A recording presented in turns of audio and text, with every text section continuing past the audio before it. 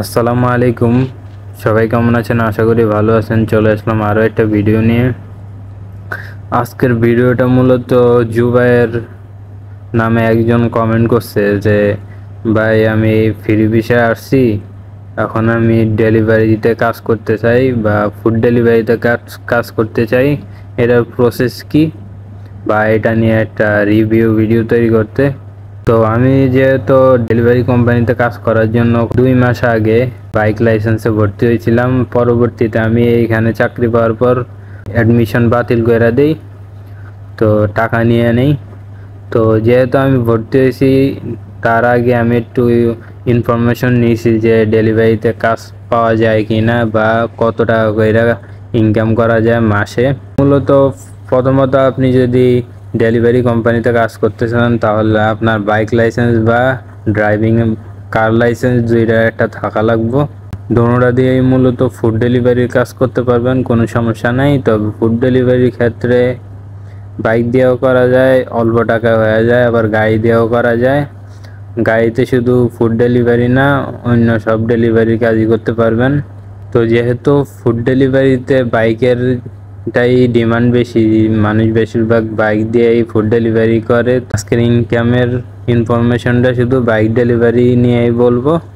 তো বাইক ডেলিভারিতে মূলত কোনো সুনুনু কোম্পানিতে যদি আপনি ডেলিভারি কাজ করতে চান, কোম্পানি গাড়ি দিয়ে যদি আপনি ডেলিভারি কাজ করতে চান লাইসেন্স পাওয়ার পর, তাহলে আপনার পার ডেলিভারিতে 5 রিয়াল করে পাইবেন। আর যদি আপনার নিজের বাইক থাকে তাহলে আপনার পার ডেলিভারিতে 15 রিয়ালও পাইতে পারেন, 10 রিয়াল করেও পাইতে পারেন। ওইটা আমি ঠিক জানি না, কিন্তু আপনি যদি কোম্পানির বাইক দিয়ে কোম্পানির গাড়ি দিয়ে যদি ডেলিভারি কাজ করতে চান তাহলে 5 রিয়াল করে পার ডেলিভারিতে পাইবেন।